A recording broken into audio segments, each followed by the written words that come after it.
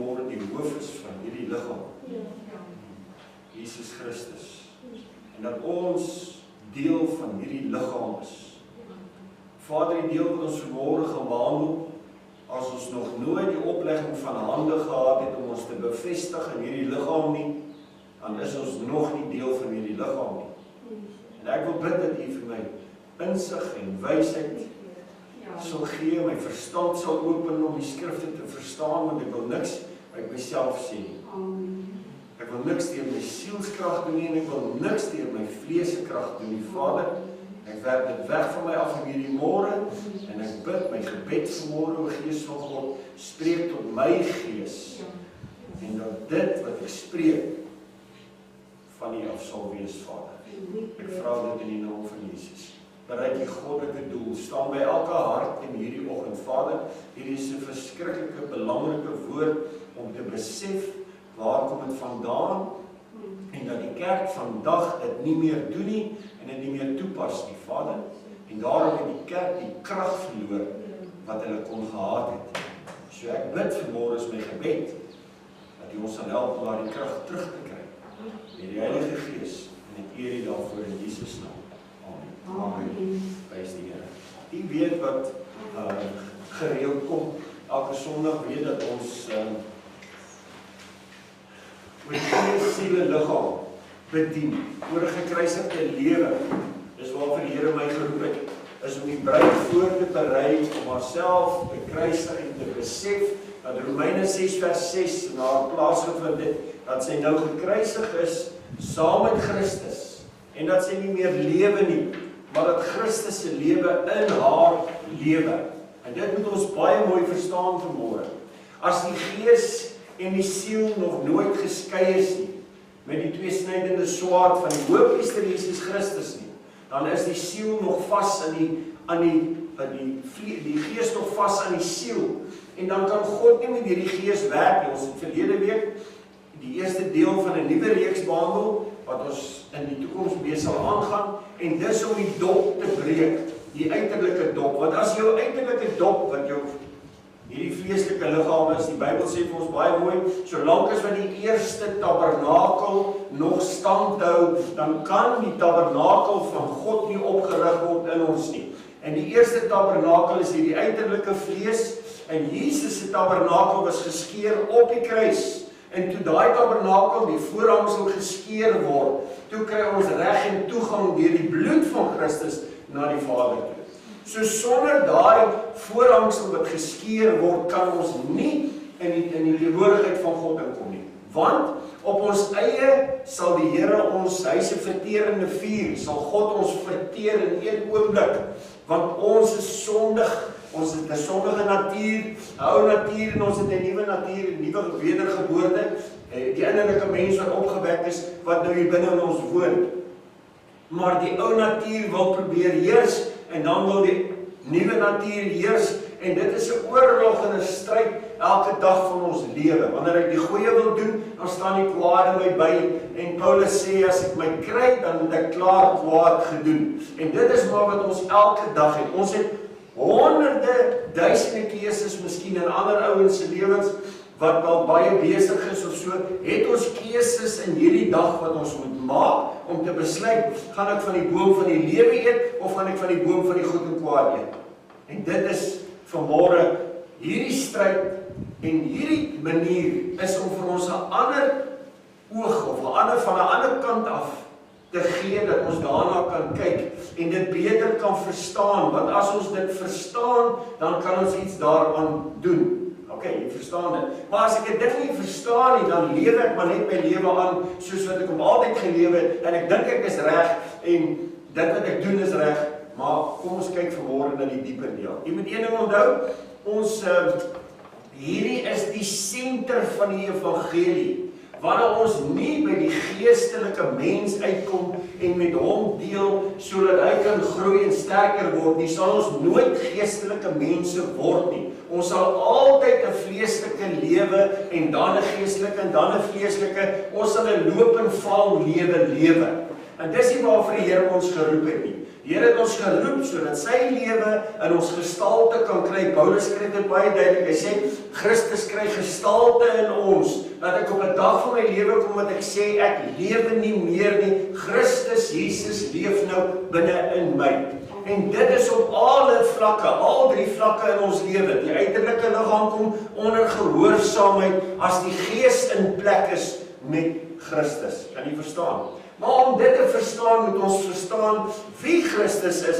En ons gaan vanmôre net so stappie nader kyk. Maar wie is Christus regtig in ons lewe? Want baie van ons sê, ja, ons het geglo in die Here Jesus Christus en nou is ons gered. En die Bybel sê so en alles werk so. Maar as ons nie die stappe vir stappe kan verstaan en weet hoekom dit gebeur nie, dan doen die kerke dit nie.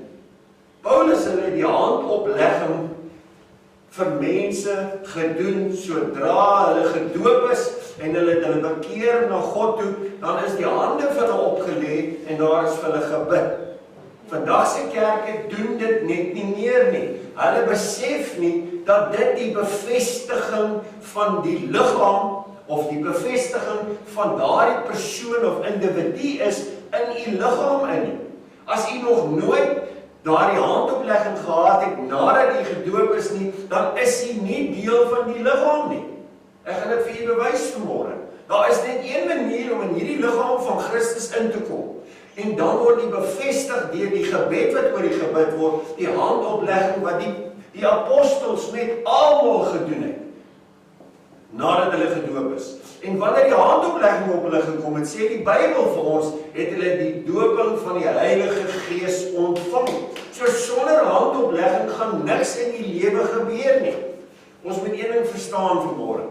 Ons het 'n inwonende Heilige Gees. Die dag as ek na Jesus toe draai en ek neem die Here Jesus aan, sê die Bybel vir my, nou is ek gered. En die Heilige Gees kom in en hy woon in my tempel. Maar hierdie selfde disippels wat by Jesus was 3,5 jaar, wat die Heilige Gees ontvang het, want die Here het oor hulle geblaas en gesê, ontvang my Heilige Gees.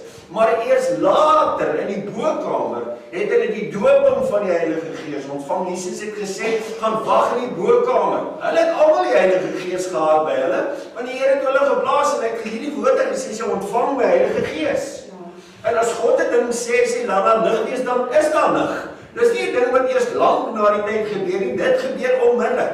As sê nou maar, ons gebruik projectie vanmôre, sê nou maar, hy het nou so 'n grys hemp aan. En God sal nou vanmôre 'n woord spreek van krag soos wat hy gespreek het oor die aarde. En die Here sou gesê, JP het 'n baie mooi blou toppie aan. Sal daai grys toppie onmiddellik met die krag wat in die woord van God is, want dit bring tot stand, dit skep, sou daai top van hom onmiddellik verander het in blou. Kan jy dit verstaan vanmôre? So ek wil net hê jy moet dit baie mooi duidelik verstaan. As ons die punt gaan mis, dan gaan ons verlore raak. So kom ons gaan kyk. Ek het die skrif geskryf, so verdra my maar vir die eerste bladsy gaan ons deur die skrif werk, net om vir julle 'n paar punte te wys wat die Here vanmôre op vir u wil duidelik maak. 1 Timoteus 3 vers 1. Onthou, dit wat ons nou doen is om die liggaam te bevestig, sodat u kan verstaan wat is 'n liggaam. Want as jy die liggaam verstaan, dan kan jy Japan toe gaan en jy kan inskakel by 'n liggaam wat presies dit gedoen het. Wat hulle mense bevestig het, verstaan jy dit? Jy kan Australië toe gaan en jy kan daar die liggaam van Christus by hulle uitkom, omdat jy bevestig is, sal jy onmiddellik in daai liggaam kan inpas. Daar's baie liggame oor hierdie aarde wat sê hulle is deel van Jesus Christus, maar ek wil vir julle wys vanmôre dat hulle nie deel is van die Here nie vanmôre. Terwyl ek afsonder, kom ek lees dit gou weer. 1 Korintiërs 3 dink ek. Kom ons kyk net gou daar. Die meeste van die kerke is nog hier. 1 Korintiërs 3. Vers 7 dink ek was dit.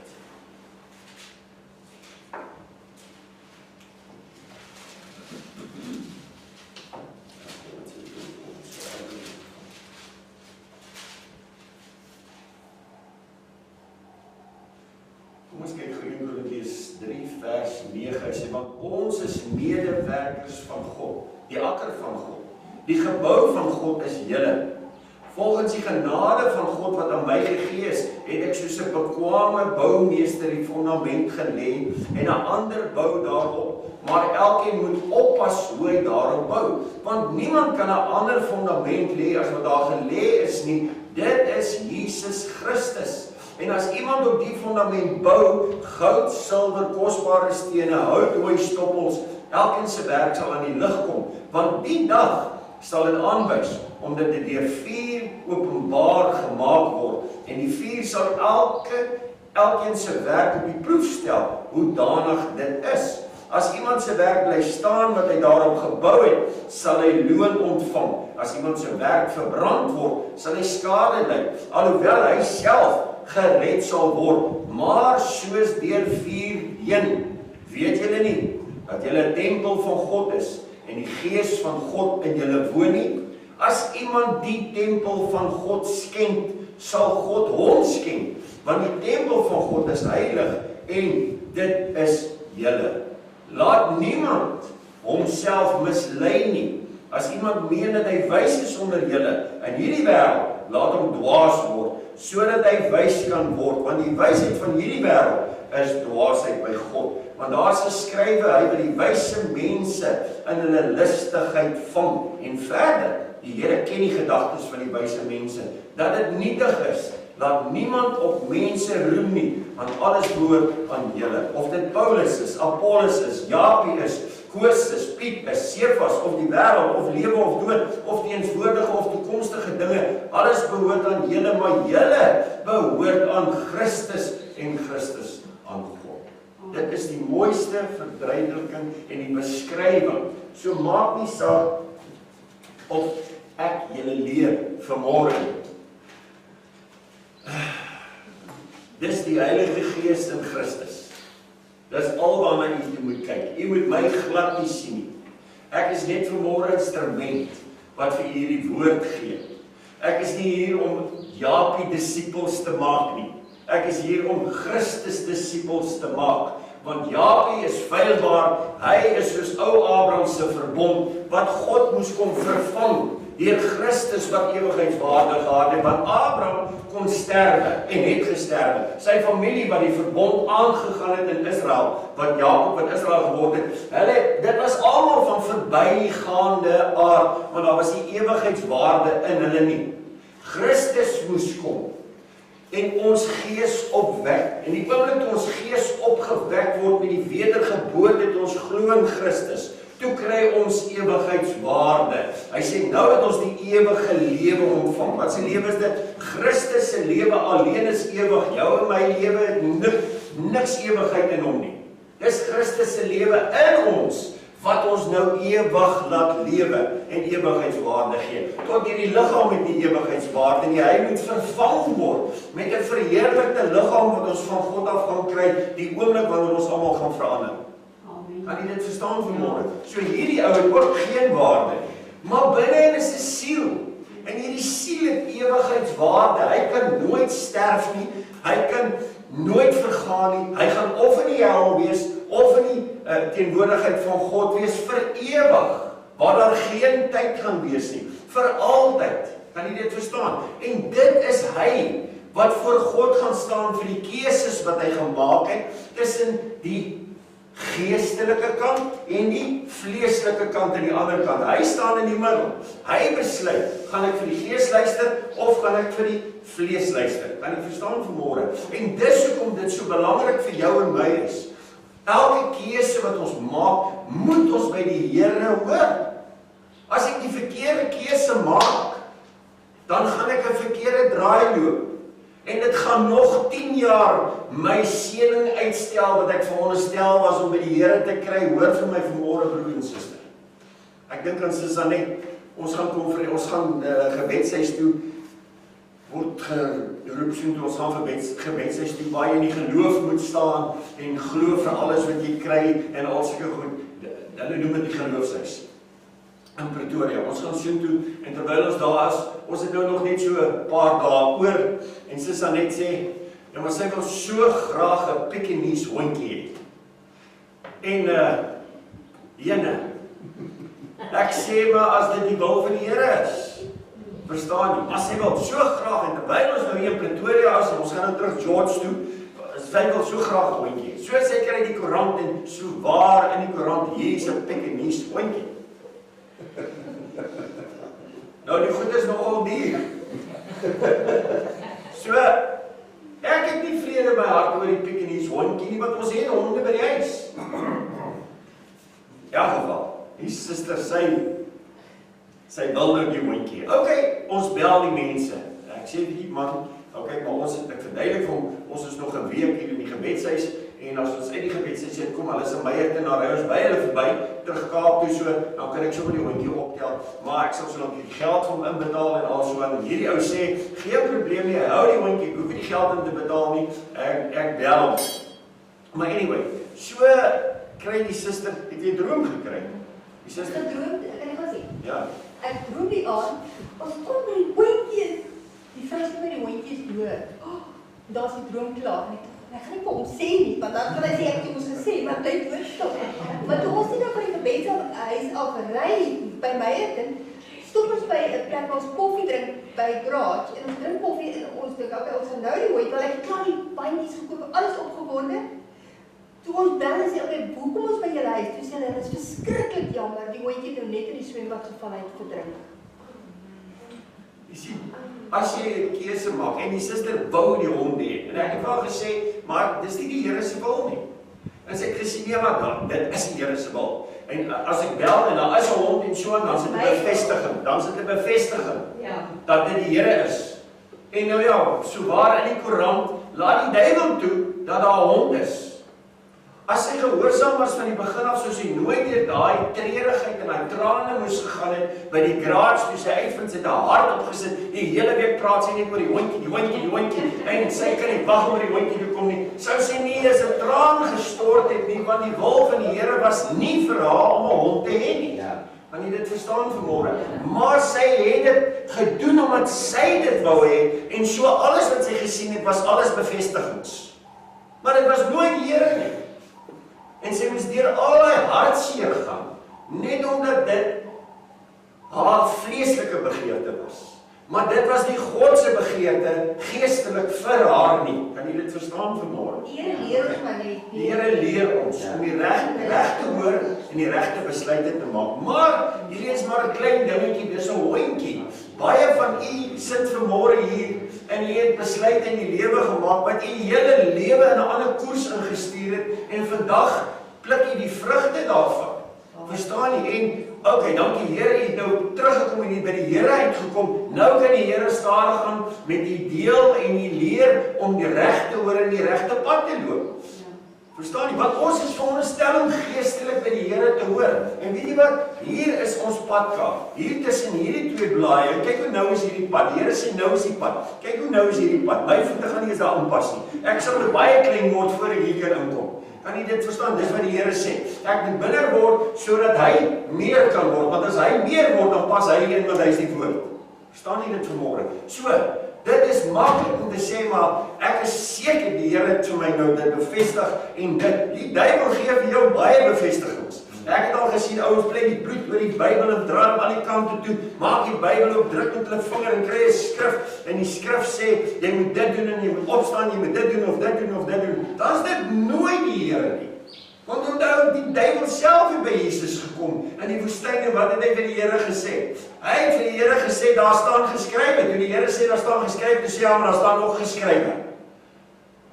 Die Here sal nie laat jou toon teen 'n klip stamp en al daai nie. Jy kan maar afspring van die tempel af en jy sal nie seer kry nie. Die engele sal jou dra. Toe quoteer hy Psalm 91 vir die Here. Verstaan nie vanmôre wat hy vir u sê?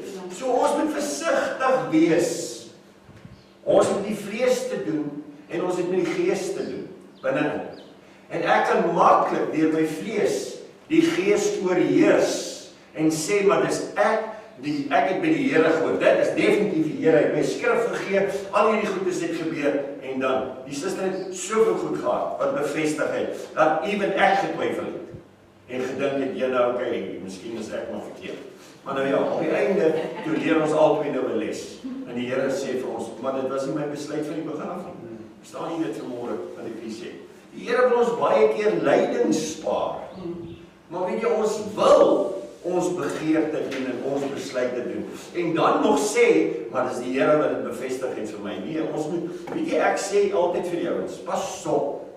Die Ou Testamentiese profete het 40 dae gevas, sonder kos geloop tot by die berg Karmel, vir 40 dae, om een antwoord by die Here te kry. En dan is dit 'n kort antwoord by die Here te kry. Vandag se gelowiges, hulle sal sommer vir jou sê, maar die Here sê so, en die Here sê so, en die Here, sonder om te vas en te bid, en by die Here te hoor. Nee, broer en suster, dat ek vir jy sê, pas op maar vir dit. Gaan maar binnekamer toe, en gaan lê maar bietjie voor die Here, laat totdat die Here met u praat, en hy sal duidelik met u praat. Moenie net sommer 'n besluit neem oorhaastig, omdat u vlees dit begeer nie, want dit gaan jou in ellende dompel agterna. U moet by die Here hoor. En dan wil ek sê, baie mense sal sê, hulle het 'n bevestiging by die Here gekry, maar volgens die woord is dit nie waar nie. As ek daai bevestiging meet volgens die skrif, dan sê die skrif dalk vir my, maar dis nie hoe God praat nie. En dit is ook nie hoe die Here se woord praat nie. Want baie mense wat ons in die gemeente al van tevore was by my gekom, dan sê maar hy het nou 'n bevestiging en dit en dit en dit. Dan gaan ek terug na die skrif toe en sê ek, maar wat sê die skrif? En dan kyk ek in die skrif en dan staan daar duidelik dat die Here verbied dit. En dan sê hierdie ou, maar die Here het gesê ek kan dit maar doen. Verstaan dit baie mooi duidelik vanmôre, broer en suster. Dis hoekom ek so klem daarop lê dat ons 'n geestelike lewe het. En hulle wat God aanbid kan hom net in gees aanbid en waarheid. Onthou dit vanmôre.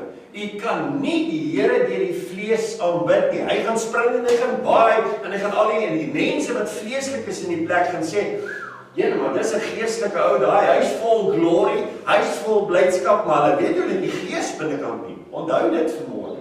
Jy moet dit verstaan, want die twee ouens wat die binne-in is, die siel en die innerlike gees wat opgewek is met die wedergeboorte. Die gees beïnvloed die siel, dis hoe dit moet wees. So ek hoor van God af in my gees. Van my gees af gaan dit na my siel toe. En ek kry 'n sielsoortuiging van my gees af. En dan gaan dit eers na hierdie ou toe hier byne. En hy rebelleer. Hy sal dadelik sê, nee, maar dit kan nie die Here wees wat dit sê. Kom ons kyk. Daar was 'n man in die tempel. En die Here Jesus het in die tempel ingekom. En die Here het begin, die Jesaja boekrol gevat, en hy begin lees van die boekrol, en toe die boekrol neersit, en hy begin praat. Die oomblik toe die Here praat, hy praat gees, hy praat woord. Kyk wat gebeur, is daar 'n hele sinagoge vol Jode, wat daar sit. En toe hy praat, toe spring 'n Jood daar op, tussen daai klomp. Die oomblik toe die woord uitgaan, toe spring 'n Jood daar op, en hy sê, ha! Wat het ons met hier te doen, Jesus Christus, seun van God? Kyk net, hy herken hom onmiddellik. Dis die duiwel wat daar binne in 'n man sit en hy gaan gereeld kerk toe. Hy sit tussen al die ander Jode, maar hulle kan hom nie onderskei nie, want daar is nie 'n geestelike ontmoeting nie. Nou kom Christus wat sê, die gees van die Here rus op my. Nou sien ons maar hier's die gesalte van die Here. Die gees van die Here rus op my. En die oomblik toe hy praat, toe gaan hy duiwel en hy spring op in hierdie man.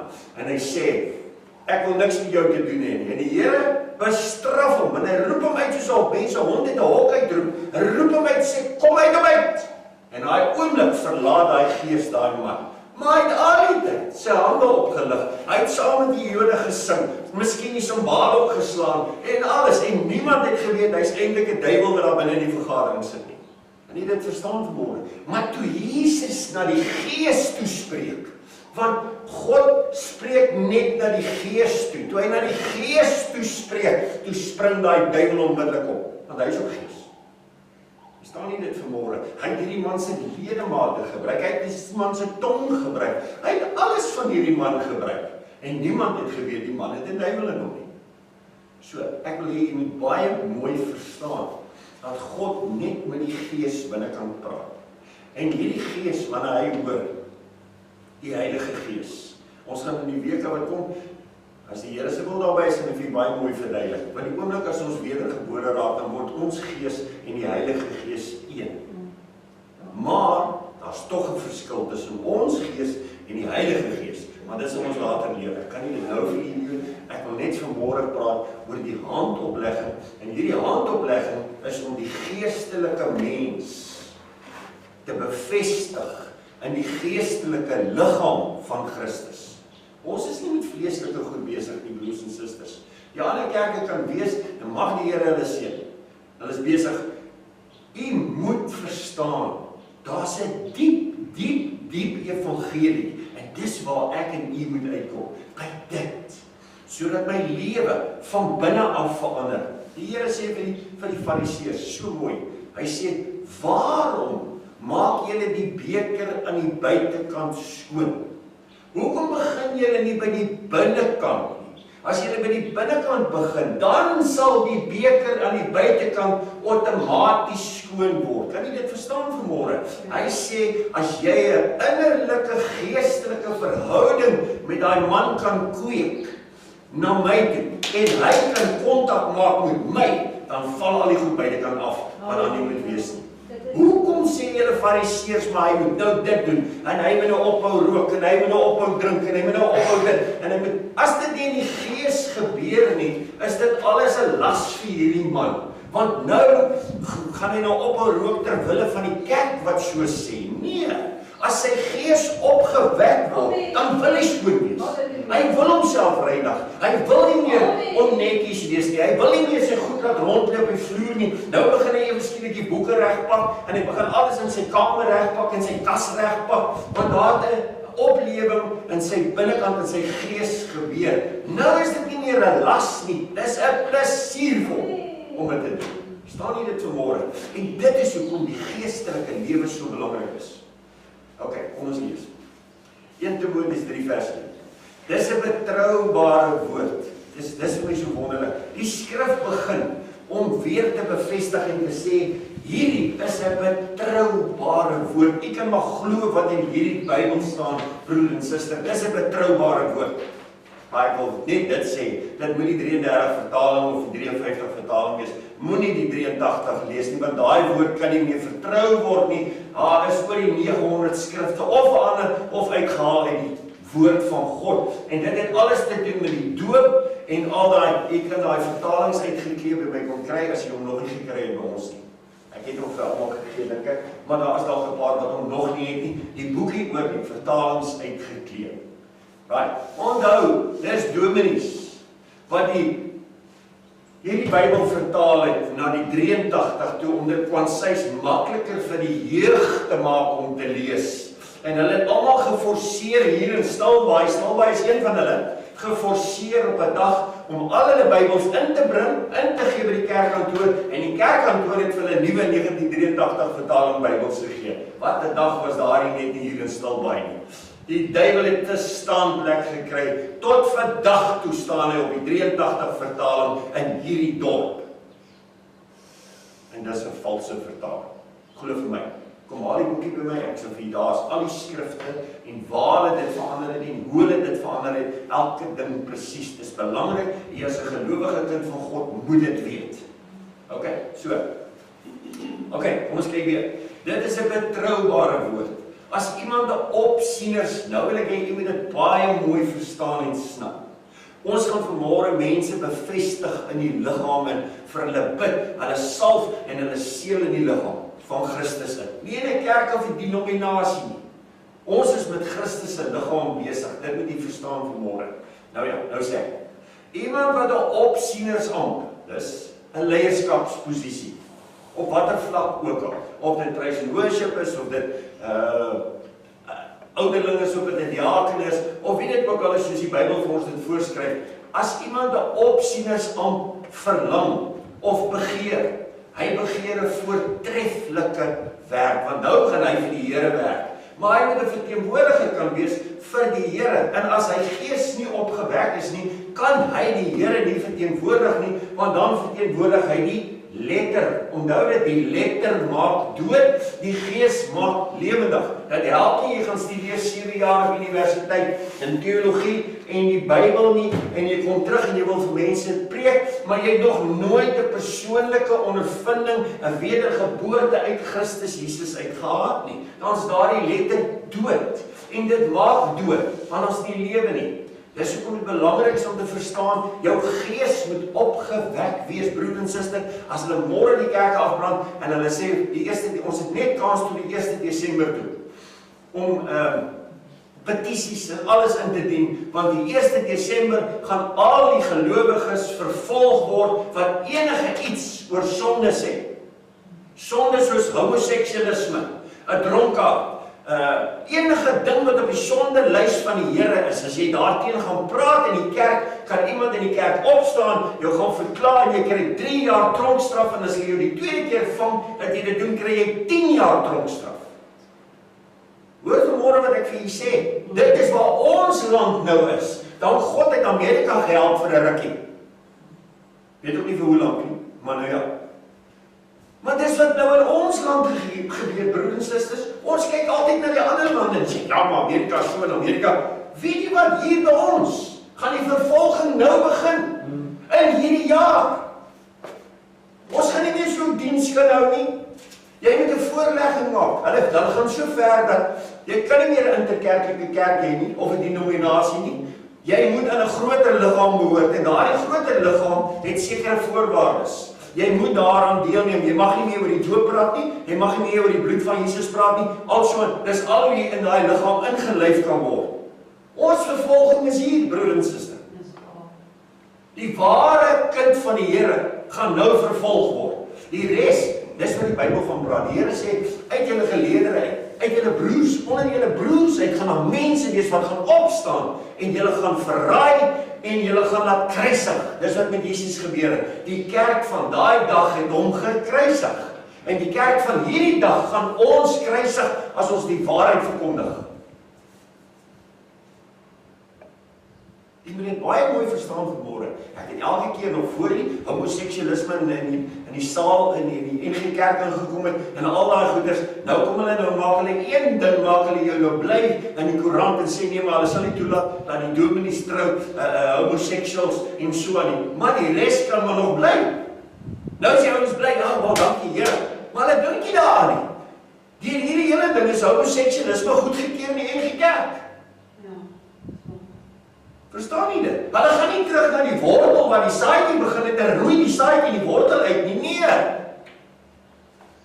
Die mense in die kerk is nou bly, die wat die enige kerk daarom nou besluit geneem. Ag, dankie Here. Maar die homoseksuals het klaar hulle voet in die kerk gesit, sonde regeer in die kerk. Die uitroep van homoseksualisme in die enige kerk is nog steeds daar, dis nie uitgeroei nie. Dis 'n sonde wat uitgeroei moet word, dis op die lys van sonde. Van die vlees. Dis die vleeslike liggaam wat begeer, 'n man begeer om by 'n ander man te slaap. Dis die vlees, dis nie die gees nie. Die gees is nog nooit wedergebore nie. Want as die gees wedergebore is, dan roep hy uit na God toe om hom te help om oor die vlees te heers. En dis wat die kerk nie leer nie. Daarom is daar nie lewe in die kerk nie. Hulle leer nie dat dit belangrik is dat jou gees lewendig moet word, sodat hy met God en die Heilige Gees se krag kan heers oor die siel wat vol gevoel en emosies is en sy wil het, en oor die vlees nie. Verstaan nie dit vanmôre? Dis die belangrikheid.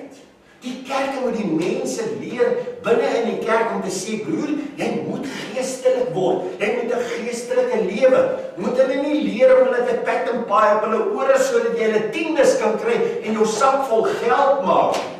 God haat dit. Dis 'n gruwel in die Here se oë, broer en suster. Ons het die evangelie verniet gekry. Verniet, nie verniet nie, die Here het betaal op die kruis met sy bloed daarvoor. Dit het 'n duur prys gekos, sodat ek en jy dit vandag, daar's klaar betaal vir die evangelie, sodat ek en jy dit vandag verniet kan verkondig. Nie om geld te maak nie. Paulus sê, julle is nie pendelaars van die evangelie nie. Julle maak nie geld uit die evangelie nie. Verniet het julle dit gekry, verniet moet julle dit uitgee. 'n Kerk wat vandag tiendes preek die Ou Testament, wat doodmaak, want dis die letter. Ons is nie meer onder dit nie. Ons het onder genade ingekom. Miskien moet ek vir julle skrif. Ek gee vir julle die boekie, die weet dit. En die boekie is nie daar om vir julle 'n riglyn te gee.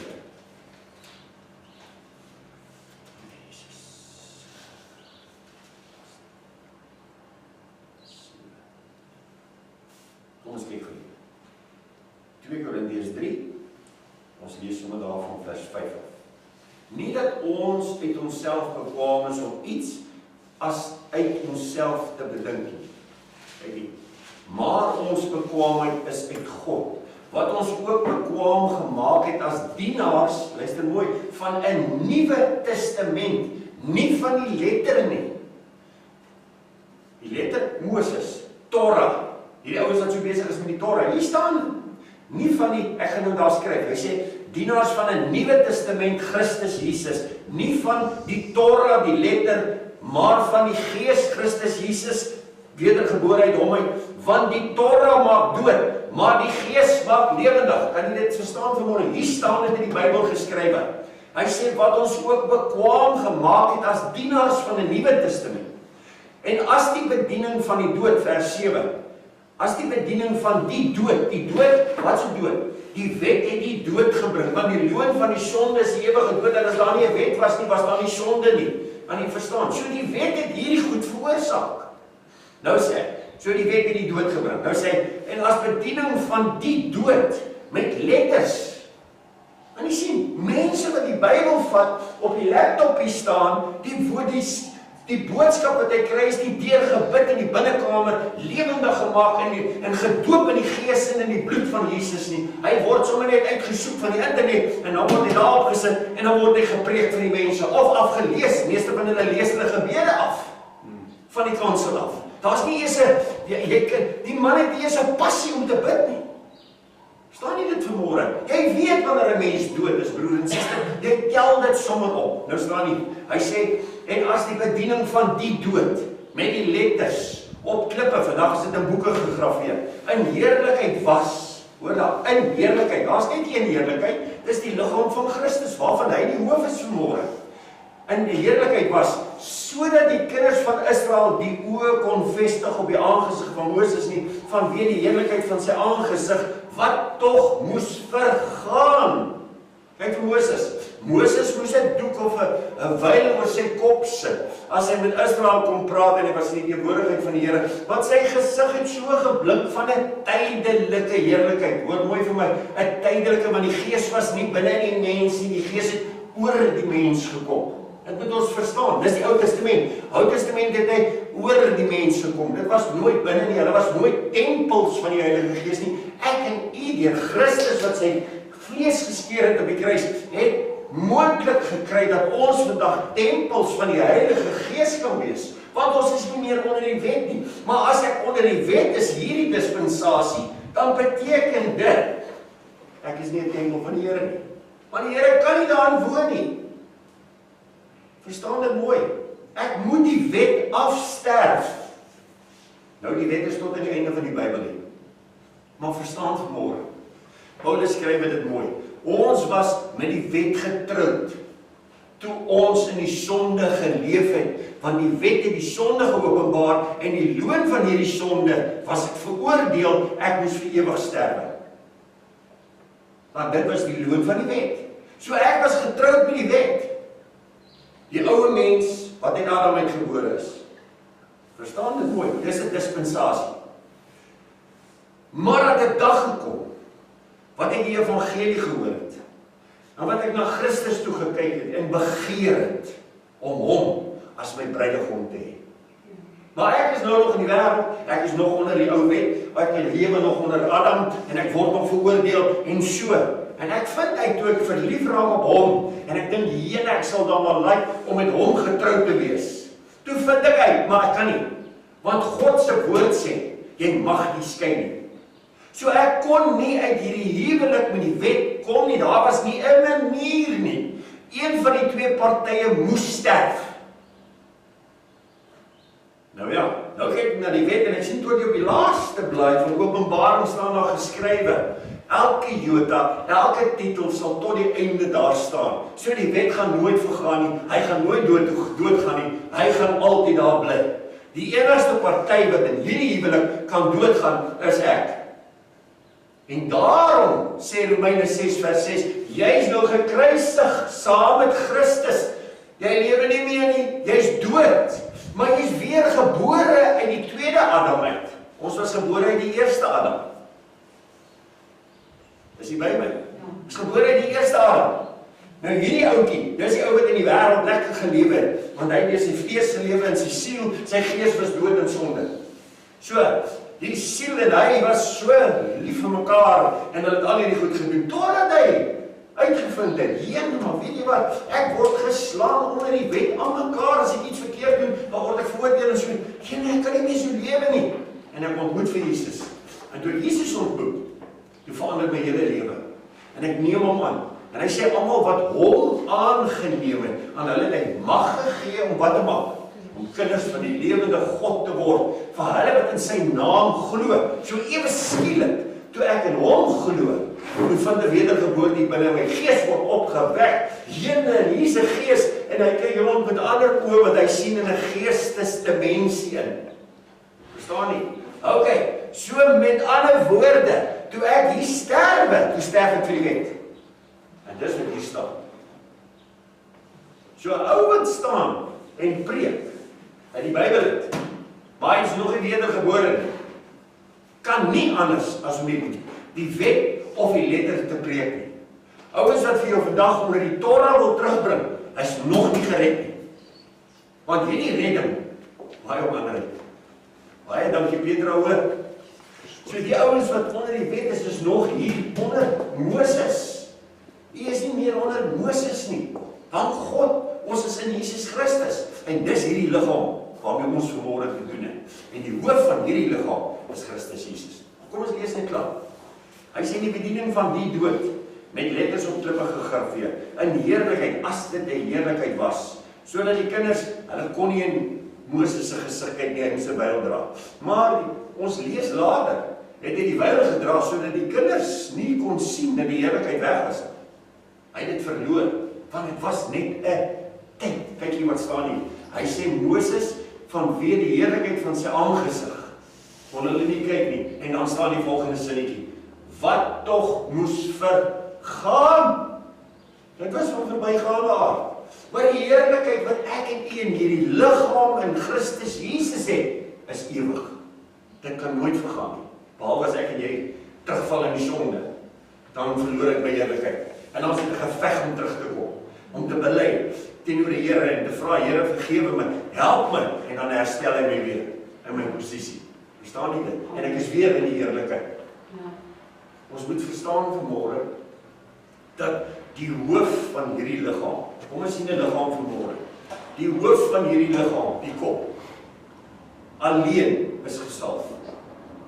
Dit moet jy verstaan vanmôre, want hy is die gesalfde van God. Ek en jy is nie gesalfdes nie. In hom is ons gesalfdes. Ek kan nie apart van hom as gesalfde wees nie. Ek moet in die liggaam inbevestig wees om deel van die salwing te hê wat op die hoof is. Want sodra ek die hoof oplig en eer gee en aanbid, dan begin die olie afloop van die hoof af teen die liggaam. Sodra ons hier by mekaar kom en ons sing en ons prys die Here, dan maak hy die olie los en die olie loop oor die liggaam. Elkeen soos wat hy dit nodig het, want elkeen se omstandighede verskil wat hier sit vanmôre. Een het dalk 'n finansiële probleem, ander het dalk weer 'n probleem in sy huwelik, ander het weer 'n probleem, verstaan nie, dan word die salwing losgemaak en die Bybel sê, dis die salwing wat die juke breek. So elkeen van ons wat 'n juk het of 'n probleem het, ons noem 'n probleem sommer maar 'n juk vanmôre, as hy hier kom, in die teenwoordigheid van die res van die liggaam wat by mekaar kom en aanbid, dan begin die olie afloop en dan breek die jukke in elkeen se lewe. En as jy hier uit gaan sê, wie ek is so bly in die kerk gekom vanmôre, ek voel sommer vry. Amen. Verstaan nie, want die teenwoordigheid van Christus, nie van ons mense nie, maar Christus as die hoof loop in die liggaam af. En dis die olie wat afloop. En Aaron se soeme tot op die grond gehang, sê die Bybel. So met ander woorde, die hele liggaam is benat met daai olie. Daar is nie 'n toentjie wat nie benat is deur daai olie. Verstaan nie vanmôre as jy dalk gedink het, jy sien nou ek is nou die klein toentjie. Hoe gaan ek nou my olie kry? Hoe gaan ek nou laaste olie kry? Nee, as die olie op die liggaam loop, dan loop die olie oor die liggaam. Verstaan nie? OK, nou kom ons maak net gou dit af. Hy sê, hoeveel te meer sal die bediening van die Gees, nie die letter nie, die Torah nie, die Ou Testament nie, waarmee hulle so besig is, die 5 boeke, die Pentateeg van Moses nie, Hy sê, hoeveel te meer sal die bediening van die Gees, wanneer die bediening van die Gees gekom, toe Christus kom. Want hy is die gesalfde, hy het die Gees vir ons gebring, hy het moontlik gemaak om sy vlees te skeer op die kruis. Daar het ons onmiddellik kans gekry om ook geestelik te word. Want ons kon net, wanneer ons weer uit hom uitgebore word, met 'n nuwe gees gebore, wat van Adam se gees, toe hy sy hand uitsteek na die sonde toe, en die Here gesê, as jy van die boom eet, sal jy sekerlik sterwe. So Adam en sy nageslag was morsdood, want hulle is almal uit sonde uitgebore. Hulle het nie gees gehad. Die gees het van buite afgekom oor Samson. En kyk wat het Samson net gedoen nie. Dan sê by 'n vrou en dan sê hier en daar word sy hare afgesny en dan al hierdie goeders het met Samson gebeur. Hy het so loop en val lewe gelewe. Hy het net, as jy lees oor Samson, dan lees bietjie oor Samson in Rigters. Hy het net iets vir die Here beteken wanneer die gees van die Here oor Samson gekom het, staan elke keer. En die gees van die Here het oor Samson gekom en hy het 'n eselskakebeen gevat en hy het 1000 Filistyne doodgeslaan. Hy kon dit nie doen sonder die gees van die Here nie. Vandag het nog niks verander nie. As ek en jy nie hierdie geestelike lewe waarvoor Christus ons geroep het om te lewe nie, dan sal ek en jy nie een Filistyn kan doodmaak in die gebed nie. Want ons het nie die krag nie. Maar wanneer ons 'n geestelike lewe leef en ons het hom aangeneem werklik waar en werklik deel geword van sy liggaam, nou kan ek begin operate in daai liggaam. Maar ek moet bevestig word daai. En die doop is vir ons die beste bewys vanmôre. Van hierdie hele ding is die doop die beste bewys, want die doop bring ons by die watergraf. Die oomblik as ek daar staan en hier is die water voor my, dan sien ek maar hier is 'n graf. En hierdie ou gaan nou begrawe word. Dis sy begrafnis. En 'n mens moet eintlik huil daar, want dit is nou hierdie ou wat nou doodgaan. Maar as jy uit die water uitkom, moet jy eintlik so bly wees en huil van blydskap, want nou is die ou mens Jaapie onder die water in en die nuwe mens Jaapie het uitgekom uit die water en hy's nou in Christus Jesus. En hy het bewys gelewer vir die hele wêreld om te sê ek is nou gedoop en ek is gedoop in Christus. Romeine 6 kan jy maar gaan lees. Hy sê as ons nie in Christus gedoop is nie, dan kan ons nie in die liggaam bevestig word. En dan kan die olie nie teen ons afloop.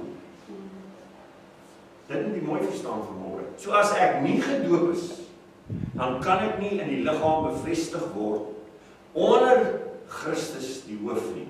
Die olie kan nie teen my afloop nie, want ek is nog nie begrawe nie. Dis net vir mense wat begrawe is. Verstaan jy dit? Ja. Kom ons kyk. Ek gaan gou vir julle lees. Ons kyk gou na die skrifte. Kom ons kyk gou na die opsiener. Ek wil net, dit is belangrik. Ou wat 'n leiersposisie wil hê, moet onberispelik. Jy kan al hierdie goed in die woordeboek gaan opsoek. Elke woord wat die Here hier sê, het 'n betekenis daaraan. Ek het nie tyd gehad gister om dit te doen. 'n Opsienersamp, enige iemand in 'n leiersposisie, dan moet onberispelik wees. Die man van een vrou. Hoor mooi, die man van een vrou. Hy is 'n leier.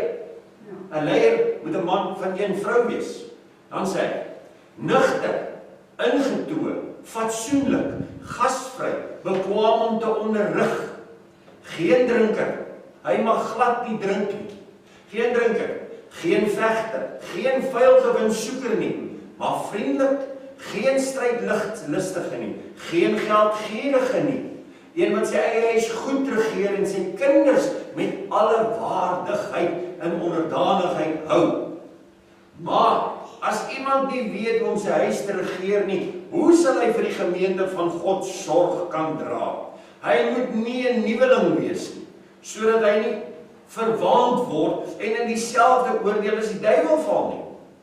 Met ander woorde, die man nie 'n man wat nou net tot bekering gekom het, vinnig aanstel in 'n posisie nie, want hy moet eers leer in die liggaam waarin hy bevestig word, waar sy plek is, en so sal die Here hom skuif in die plek tot waar die Here hom wil hê. Hy sê, net so, en ek wil hê jy moet hierdie woordjie sien, net so. Onthou jy die woord wat Jesus gesê het?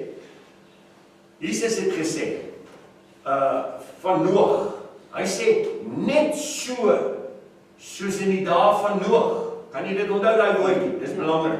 Kom ons kyk gou, wat verduidelik daai woordjie? Hy sê net so met die vroue, hierdie opsieners se vroue, net so met die vroue waardig wees, geen kwaadsprekers nie, nugter, betroubaar in alles. hier sien ons die woordjie net so.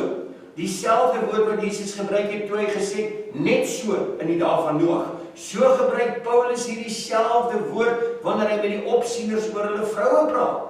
Ons sien dat die opsieners verbied was om te drink, net so hulle vroue, net so al die ander goed wat die opsiener doen, mag sy vrou ook nie doen nie. Verstaan nie dit vanmôre? Nou sê, maar die belangrikste is hier, dat die Here oor die algemeen met hulle wat deel van sy bruid gaan wees, praat. En dit moet ons verstaan vanmôre. Want ons is nou almal priesters en konings. Elke een wat hier sit vanmôre is 'n priester en 'n koning. Kom ons kyk wat sê Openbaring. Gaan net nou gou vir julle lees. Hy sê maar die belangrikste is hier dat die Here oor die algemeen met hulle wat deel van sy bruid gaan wees praat. Ook die Ou Testamentiese priesters was aangesê byvoorbeeld om nie te drink nie. Vandag is ek en u hierdie priesterdom waarvan die Here praat in Openbaring 1 vers 5 tot 6. Hy sê ek het julle gekies as 'n koninklike en 'n priesterdom. Dit sê in Openbaring. Ok, so ek wil net hê, jy moet dit verstaan vanmôre. So, leierskap moet altyd die voorbeeld wees en hulle moet volgens hierdie riglyne wees, anders kan hy nooit 'n leier, nie 'n worship leier, niks wees nie. Jy is bevestig in die liggaam, maar jy kan nie 'n verantwoordelikheid dra nie. Dit moet ons verstaan vanmôre. Hier staan dit duidelik. Kom ons kyk wat sê Hebreërs 6 vers 1 tot 2. Hy sê, daarom moet ons nie bly, hoor mooi, daarom moet ons nie bly by die begin van die prediking aangaande Christus nie, maar na die volmaaktheid. Wat 'n volmaaktheid? Ons het almal in die liggaam ingekom, ons word almal bevestig in die liggaam, maar ons kan nie hier bly nie. Bly, byvoorbeeld, kom ek lees dit vir u. In die begin, met die Ou Testamentiese kerk, was daar sekere goed wat hierdie ouens gedoen het, maar hulle het net daar gebly. En Paulus het hulle aangemoedig en sê, broers, julle kan nie net hier bly by die begin van die evangelie nie. Julle moet opgroei na volmaaktheid toe. Julle moet opgroei na die beeld en gelykenis van Christus toe. So daar's baie ons wat tot bekering kom en ons hulle hierdie goed doen. Kyk mooi. Hy sê, daarom moet ons nie bly by die begin van die prediking aangaande Christus nie, maar na die volmaaktheid voortgaan, sonder om weer die fondamente lê van bekering uit dooie werke en van die geloof van God, van die leer van die doop en van die handoplegging en van die opstanding van die dode en van die ewige oordeel. Kyk hier waar staan handoplegging, na die doop. Dit is so duidelik, broer en suster, ek en u kan nie by dit verbykom nie. As u gedoop is en u is nog nooit hande opgelê, gesalf en in die liggaam en bevestig nie, dan is u nog nooit deel van die liggaam nie. En dan kan u nie die olie ervaar van die Heilige Gees van God nie. Dis hoe simpel dit is. Hier staan dit. Nou sê Handelinge 8 vers 14 tot 17. Kyk mooi. Hy sê hulle het hulle toe die hande opgelê en hulle die Heilige Gees ontvang. Dis so simpel. Kyk mooi. En Paulus, Handelinge 19. En Paulus het hulle die hande opgelê, die Heilige Gees het op hulle gekom en hulle het met tale gespreek en geprofeteer. Dis nie almal wat in tale spreek en profeteer nie. Verstaan nie? Dis maar gawes soos wat die Here dit in die liggaam uitdeel. Nou baie mense sal vandag weer sê, maar as jy nie dit het met die broed, dan het jy 'n probleem. Ok, maar ek wil vir julle sê, dit is nie waarop hierdie hele ding fokus nie. Kyk mooi waarop fokus dit. Hy sê 1 Timoteus 4 vers 22. Moenie haastig iemand die hande oplê nie. En moet ook nie met die sondes van ander gemeenskap hê nie. Hou jou rein. Baie vriende sal 'n mens vinnig ompraat, veral as die ou nou net so tot bekering gekom het. Nee, maar kom gaan vat gou met op saam ons man. En omdat hierdie ou nou nog 'n nuwe bekeerling is, partykeer laat hy ompraat. Man, drink gou hierso maar God, wat maak dit nou saak 'n glasie wyn, Timoteus het wyn gedrink en al hierdie. Maar ek wil vanmôre vir julle sê, as jy deel van hierdie bruid van Christus wil wees, en jy begeer om 'n koning en 'n priester vir die Here te wees, dan moet jy afskei van hierdie goed af. Want jy kan nie deel wees van hierdie bruid nie. Ek het vir julle nou gelees. Wat is die voorskrifte? Dis die bruid van Christus, 'n opsienersamp. Wat sê die Here vir ons? Hy sê ons gaan aangestel word. Waaroor? Hy sê eerstens sê hy daar's geen meer vrou, man, Griek, Jood, almal is een in Christus. Geestelik is ons almal in die gees, geestelik. een in Christus. So verstaan dit mooi. So, as die Here sê, hy gaan ons aanstel oor 10, 100, 1000, owerste oor 5000, en die Here gebruik gedurig deur al sy gelykenisse hierdie voorbeeld. Daar gaan 'n tyd kom, wanneer ek my asem uitblaas, of wanneer die Here besluit hy kom haal ons almal, met die wegraak, wanneer ons aangestel gaan wees, want ons kom terug na hierdie aarde toe, vir 1000 jaar gaan ons saam met die Here regeer. So vir 1000 jaar gaan ek en u, wat waaragtig waar die Here gesoek het, en deel van die bruid is, oor mense heers op die aarde. En as hy jou en my nie kan vertrou nie, dan kan hy ons nie 'n posisie gee nie. Die Bybel sê, as jy nie getrou is in die min nie, hoe sal jy ooit getrou wees in die baie? Verstaan jy dit vanmôre? Hierdie is 'n lewe wat ek en u gekies het, 'n heiligmakende lewe. U kom hier by mekaar en die woord van die Here sê, dis die heiliges wat hier by mekaar kom. Verstaan jy? En hier staan dit baie mooi, hou jou rein. Dit is so belangrik hierdie goed. Die kerk sien dit nie eers nie. Kom ons lees Psalm 133. Kyk hoe goed en hoe lieflik is dit. Dat broers ook saam woon. Dis soos die kosbare olie op die hoof wat afloop op die baard van Aaron. Wat afloop op die soem van sy klere. Dis soos die dou van Hermon wat neerdaal op die berge van Sion. Want daar gebied die Here die seën, die lewe tot in ewigheid. Is dit nie mooi nie? Dis hierdie liggaam. Aaron was maar net 'n skaduwee van dit wat Christus kom doen het vandag. As die hoof, ons as die liggaam. Onder die hoof. As die hoof heilig is, dan moet die liggaam ook mos heilig wees. As die hoof rein is, dan moet die liggaam ook mos rein wees. Ons kan ons nou nie anders wees as wat die hoof is nie. Want die hoof is waar die denke lê, die besluite lê, die gedagte lê. Ek sê tog hier in my brein, van my hand, hoorie, steek my hand uit. Sit jou voet vorentoe. Dit kom alles van die brein af, van die denke. Dit kom alles van Christus af. Verstaan jy? Daar moet jy in hierdie liggaam inbevestig word, voordat die brein vir jy kan sê, as jy nog los is van die liggaam, kan die brein nie vir jy hierdie gedagtes gee nie. Dan die meeste van ons nog ons eie gedagtes. Verstaan jy dit vanmôre? Dis 'n belangrike ding hierdie. Het ek vir julle gelees by 3 plekke, verskillende plekke, die handoplegging van die apostels in die Nuwe Testament. En dan word jy bevestig in die liggame. Maar jy kan nie die hande op iemand lê wat nog nie gedoop is nie. Want die doop is die bewys van die dood en die begrafnis. Verstaan jy dit vanmôre? En dan alleen kan hy in hierdie liggaam ingelei word. Want die salwing beteken die bewys van lewe wat uit die dood uitgekom het. Die dood was die watergraf. Uitkom uit die watergraf is die lewe wat nou voortspruit uit die dood uit. Ok, daarom kan klein doop nooit ergens hier inpas nie. Maar hulle leer dit nie vir hulle mense nie. So, almal wat in sulke letterkerke sit, het nog nooit bevestig in hierdie liggaam van Christus nie. Dit is duidelik uit die skrif uit. En dis die dogma nie, dit staan in die skrif. As hy nie gedoop is nie, kan hy nie die handoplegging ontvang van die apostels of die leiers van die liggaam wat in Christus is nie. Staan nie dit vanmôre? Ja. Een julle ouens? Ok, nou ja. Nou moet ek vir julle 'n groot draai loop om vir julle te verduidelik in die Ou Testament. Maar ek het net so vandag, kom ons kyk wie die Here my gaan help.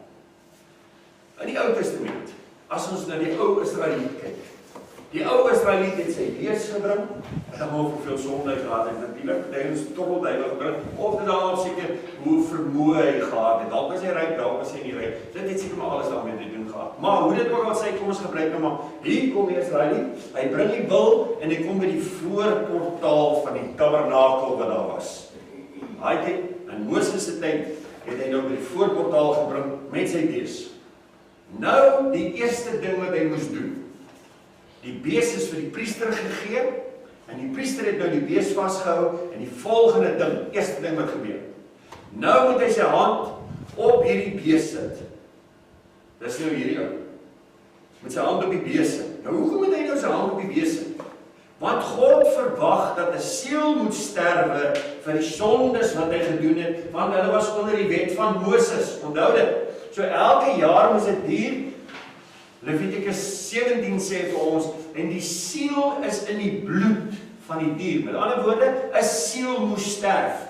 So hierdie dier het 'n siel in sy bloed gehad, en daarom moes hy geslag word hier, en die bloed wat uitgeloop het in 'n skorrel opgevang, en dan is dit met 'n hyssop op die altaar gesprinkel vir sy sondes om versoening te doen voor God wat in die ark was in die allerheiligste deel.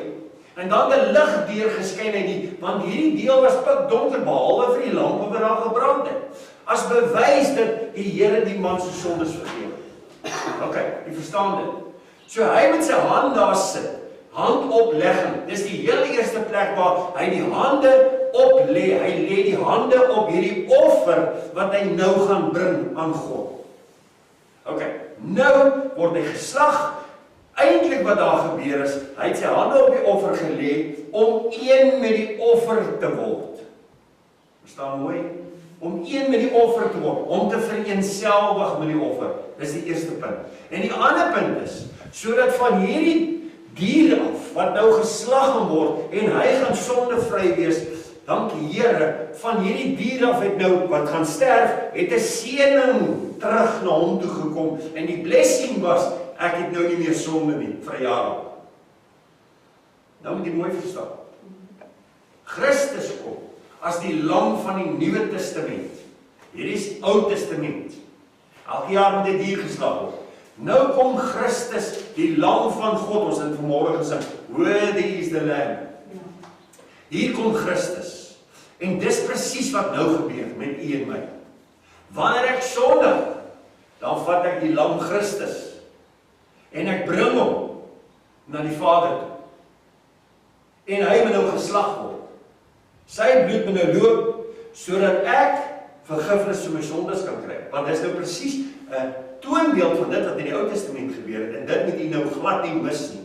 En daarom sê Hebreërs 10, vers 26, 27 en 28 en 29 vir ons, as ons opsetlik sondig, wat doen ons? Ons bring die lam Christus en ons laat hom oor en oor en oor geslag word. Want dit is net sy bloed wat my kan vrymaak. Kan jy dit verstaan vanmôre? Sodat ons net 'n hart in sonde kan kry. Want elke keer wanneer ons sondig en terugkom na die Vader toe, dan bring ek die lammetjie Christus en hy word geslag en sy bloed moet betaal vir my sondes. En daarom sê die Here, ons moet heilig lewe.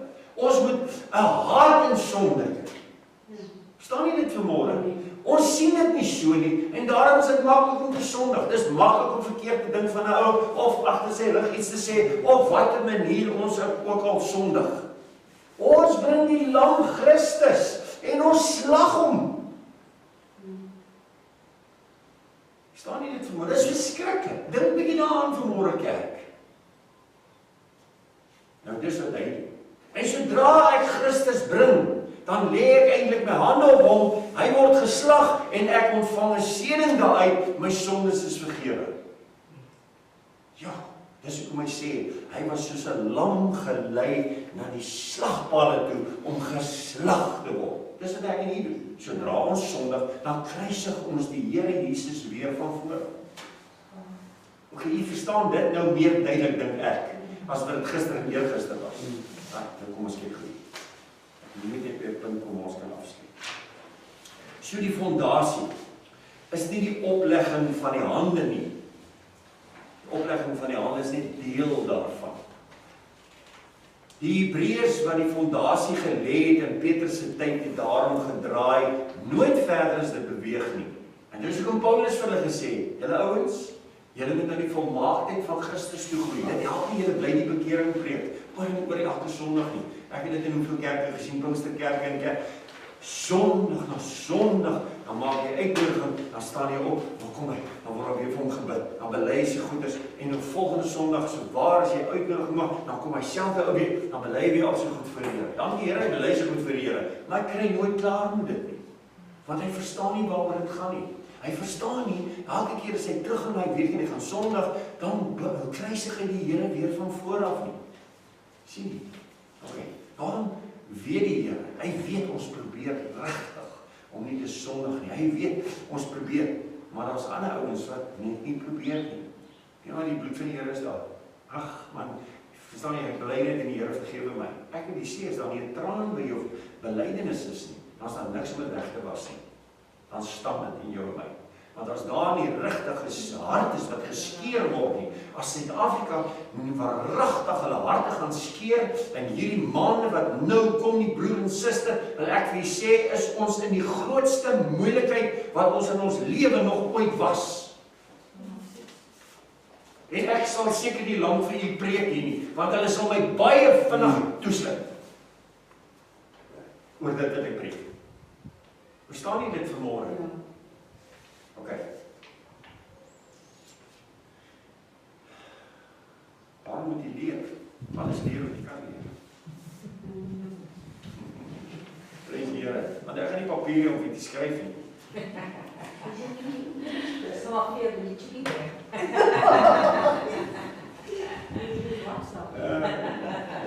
Kom ons kyk wat sy gebed die Israeliet bid as hy daar kom met sy offer. Dit skry hom dat sy vier. Here, hierdie is ek. Dis nou hierdie offer. Nou, as ons Jesus daar bring, dan sê ons dieselfde. Here, hierdie is ek. Ek self moes op die altaar wees. Hoor mooi, ek self moes op die altaar wees. En verteer word deur die vuur. Ek myself moet geoffer word. En ek sou waarlik bly gewees het om myself aan hier te offer, maar ek sou net een keer kon sterf. En dit is verby met my. Ek sal nie elke week kom sterf nie. Ek gaan net een keer sterf, my keel word afgesny soos die skaapsin, en dit is verby met my. Maar hier gebruik ek nou iemand anders in my plek. Nou is dit maklik. Want nou hoef ek nie te sterf nie. Ek ry net, ek bring dit daar nou. Nee, laat daai ou maar sterf, laat daai ou maar sterf, laat daai ou maar sterf. Kan jy dit sien wat vanmôre wat ek vir julle probeer sê? Ons het nou Jesus, ons het nou wel nie meer, ek dink ons sou baie gou moed opgegee daar. As ons kort die bil moes vat en die hele week het ek gewerk en die geld wat ek gekry het, moet ek nou bil gaan koop en die bil moet geslag word vir dit wat ek verkeerd gedoen het in die week. Ek dink ek sal so moeg geraak en naderhand vir dit. Kan ek ophou sonder? Verstaan jy? Yes, maar dit sal my so arm laat bly het. Ek sê nooit 'n penny in my sak gehad het. Nou vat ek Jesus. En dis nou my scapegoat, soos die Engels dit noem. So ek gebruik hom. En nou bly my sak vol geld.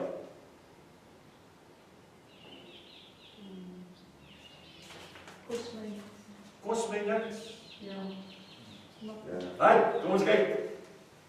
O, dis so diep woord hierdie. Ek wil net vir julle hierdie lees. Eendag moet dit net afhandel. Daar bo by bladsy 4 staan: Die Here, Psalm 50 vers 10 sê, want al die wilde diere van die bos is myne en die vee op die berge by die duisende. So wat is die nut daarvan dan om 'n skaap of 'n bees vir die Here as 'n offer te bring? As dit in elk geval syne is. Dit is die mens wat hy wil hê homself aan hom moet offer en daar moet ek my hand op die offer sit. Want ek moet vir die Here sê, Here, dis eintlik ek hierdie. Ek en hierdie offer word nou een. So, maar as ek nou sterwe, Here, dan is dit verby met my. Maar dan God vir sy genade, hy sê, Jaapie, jy hoef nie te sterf nie. Christus het in jou plek gesterf.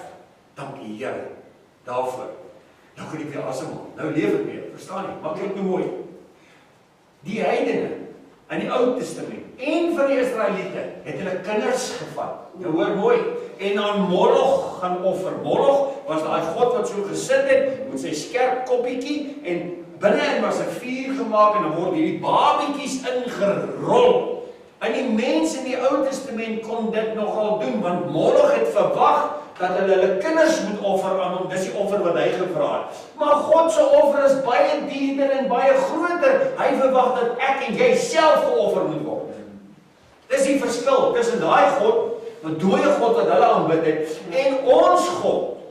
Maar omdat ek myself moet offer en self verbrand moet word, want dis wat die Here sê. Daar wie sit daar nou in jou plek? Jy is iemand gesondig het. Jy's verkeerd.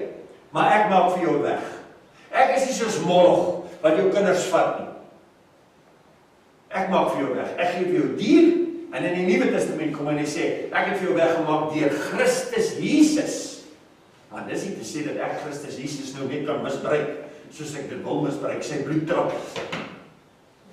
Hy sê vreeslik is dit om te val in die hande van 'n lewende God vir hulle wat die bloed van Christus vertrou. Verstaan jy? So ek en jy het 'n verantwoordelikheid om alles in my vermoë te doen, te bid in die binnekamer, te pleit by die Here dat hy my help dat ek nie sondig nie. Ek moet veg teen hierdie goed. Hy sê julle het nog nie eens ten bloede toe gestryd teen julle sonde nie. Jesus het in die tuin van Eden, in die tuin van Getsemane gestryd ten bloede teen ons sonde wat op hom gekom het. Want hy het alles op hom gevat. En daar staan dat sy sweet soos bloeddruppels geword het wat daar gedrup het in hy gebed wat hy gebid het, Vader, laat hierdie beker by my verbygaan, maar nie my wil nie, u wil. En hy beker het oor hom. Daai beker, elke druppel, daar was niks in hy beker oor na daai gebed wat hy daar gebid het. En hy moes gaan klaarmaak op Kelwe op 'n Golgotha se eeuw. Verstaan? Dis hoe ver die Here moes gegaan het. Hy sê maar julle het nog nie so gestryd dat julle so bloeddruppels word teen sonde nie. En dis die waarheid. Dis die waarheid. Ok, nou kom ons hieronder. Ons maak die gebed klaar. Sê ek bring nou hierdie bees saam met my en ek lê my hand op sy hoof en deur dit te doen beteken dit dat ek eintlik dat hierdie bees eintlik ek is en ek is eintlik die bees. Wanneer ek dan nou die priester vra om hierdie dier te slag, is dit asof ek geslag word, want die wet vereis dat 'n siel moet sterf vir die sonde, want die loon van die sonde bring die dood.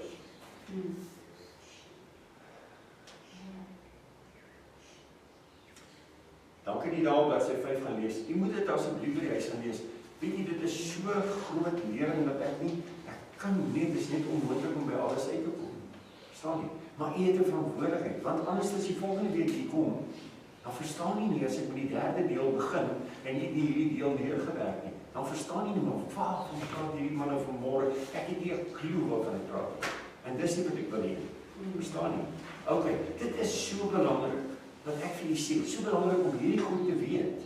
Want die gelowiges van vandag weet dit nie. Hulle verstaan dit nie. Hulle het nie hierdie diepte nie. Hulle lees net daar so liggies, maar weet jy as dit net bietjie oopgemaak word, die ene en jy begin hierdie goed kyk, dan kan jy nie anderste as om in trane voor die Here te sit en te dink, Here, maar ek het u eintlik misbruik met julle lewe nie. Ek het u bloed misbruik met julle lewe nie. Jy kom tot ander insig, jy kom tot ander besef en jy doen nie meer maklik die goed wat jy doen nie, want as daai ding kom, dan weet jy, ek gaan nie doen nie. Help my Here. Amen. Verstaan jy? OK. So dis baie belangrik. Kom ons kyk. Hoekom word gelowiges wat gedoop word aan die hande opgelê? Bladsy 500. Ek gaan net so vinnig lees. Om hierdie vrae te antwoord, moet ons eers verduidelik wat word bedoel deur die liggaam van Christus en wat die salwingsolie na toe verwys. Christendom is werklik so wonderlik. Die wonder lê daarin om 'n mens te salwe op die aarde wat werklik gehoorsaam aan God is, wat hom ten volle kan verteenwoordig. So dis wat dit gaan beteken. As ek u gesalf het vanmôre, beteken dit ek salf u om die gehoorsaam in hierdie liggaam van die Here gaan wees. En wat die Here se lewe, hy sê, as ek werklik gehoorsaam aan God is, wat hom ten volle kan verteenwoordig, en wat die Here se lewe alleen werklik kan uitleef hier op aarde. Vandag het God alreeds so 'n man, en dis Christus Jesus. Hy is ons hoof. Maar die Here wou nie met sy seun alleen daar gehad het nie. Hy wou 'n koöperatiewe liggaam oor die aarde gehad het, wat onder hierdie seun as die hoof is. En dis waarna hy op soek is. So as hy gesalf word, dan word hy deel van hierdie koöperatiewe liggaam wat reg oor die aarde is. En daarom sê hy, as een lid ly in China, en hy word vermoor en sy keel word afgesny vir die evangelie en vir die evangelie van Christus, dan moet ons wat hier in Suid-Afrika is, saam met daai ou ly, want dit is soos 'n puntjie van hierdie liggaam wat afgesny word. Anders het ek geen gevoel nie, en dit beteken, ek is eintlik nie in die liggaam nie. Want as ek nie voel saam met daai ou nie, wat ly nie, dan het ek mos nou nie gevoel. Is ek mos nie deel van die liggaam. As jy jou vinger brand en weer die hele liggaam, jy het jou vinger gebrand. En dis wat ek probeer sê vanmôre. Daarom moet ons aan die binnekamer kom en ons moet begin bid vir die liggaam van Christus. Ek wil sê, jy moet nou maar al klaar vas en bid vir 1 Desember.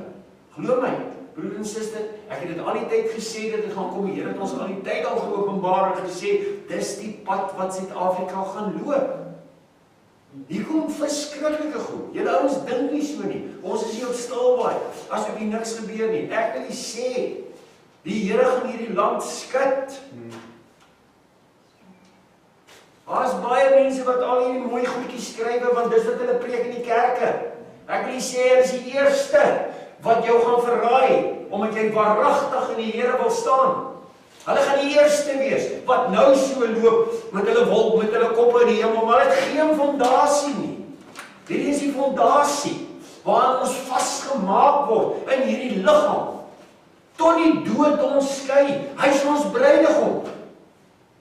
Hierdie is baie erger as jou en my huwelik. Jou en my huwelik staan ons voor die Here. Dis maar net 'n skaduwee van dit waar ek en jy nou is. Ons het hom, die bruidegom, aangeneem op 'n dag. En ek het sy bruid geword. Ek is vanmôre die vrou van Christus. U is vanmôre die vrou van Christus. Ons is sy bruid. En hy sê tot die dood ons skei. En wanneer die dood ons pad langs gaan kom, wanneer ons vervolg word vir die evangelie, gaan die bewys wees of die regtig deel van sy vrou is en of hy nie is nie.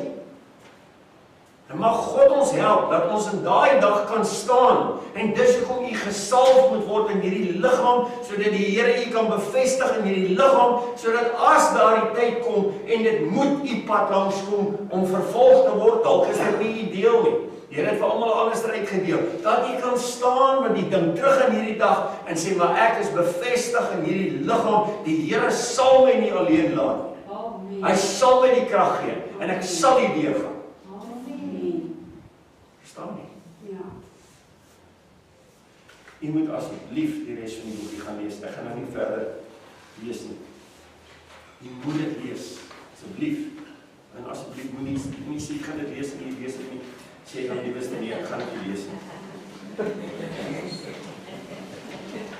Dan kry jy die hele weer. Ok, nou wil ek u vra. In alle ernstigheid. Ek weet ons het nou die dag hier gestaan, dit was nou die eerste keer, en ons het gesê, Here, ek gaan myself, ek gaan opstaan, want ek wil nie meer lewe nie. Hierdie is baie dieper. Dis, ek wil nie meer lewe nie, dis soos die doop. Ek word met gedoop. Maar weet jy wat, die doop is maklik. Daar is geen pyn en daar is geen lyding. En dan kom ek en dan staan ek op en dan sê, Here, nou, wag nou 'n bietjie. Ek wil nie meer lewe nie, ek is nou dood in die graf, in die begrafnis, maar ek wil nie meer lewe nie. En die enigste manier vir die Here om daai lewe uit jou te haal, want jy wil nie meer lewe nie, jy gee mos nou oor. Gaan hy goed op jou pad stuur, jy kan maar weet. Hy werk stadig met ander ouens, hierne met ander ouens. Daar's in een van die boekies wat ek het mooi verduidelik, kom hy net so met 'n bang, maak hy slat jou voete onder jou uit en hy maak jou dood, breek jou rug. Hy is vreeslik goed om dit te sê vanmôre, maar dis self, dis daai vleeslike ouetjie wat die Here mee klaar maak. Want hy wil jou hierdie nuwe lewe in hom gee wat jy moet ervaar, 'n lewe van blydskap en oorwinning. 'n Lewe van vrede wat alle verstand te boven gaan. Mag nie saak wat jou omstandighede is nie. Jy het vrede en jy's bly in die Here. Ons het opgestaan, nou 'n paar weke terug, dan het almal oorgegee en gesê, Here, ja, nie meer my wil nie, die Here se wil. En ek glo die Here is al klaar besig, want hy is besig in my lewe en in die suster se lewe. Al klaar besig om in u lewens al te werk op 'n manier. Of hy gaan nog werk, maar dit is die Here se plan. Hy is die hoof van die liggaam en hy werk die liggaam se heiligheid, hoe dit moet gebeur. Vanmôre wil ek u vra. U moet bevestig word in hierdie liggaam. Ek gaan u salf en ek gaan vir u bid, hande oplê, soos wat die woord ons leer, so die seëning uit die liggaam uit kan ontvang. So u word vasgemaak in hierdie liggaam van Christus vanmôre. Met hom as die hoof. Ek is net nog 'n lid in die liggaam, onthou dit. So. Wanneer ek die salf vanmôre en lê die hande vir u op in Christus Jesus in die hemel, word dit vasgemaak as 'n liggaam. As jy hier uitstap, is jy 'n verteenwoordiger van Christus. En mense gaan na u kyk. Mense gaan sleg praat van u. Dit gaan by u oor uitkom. Jy mag niks doen. Mense gaan goed oor u sê, jy mag niks doen.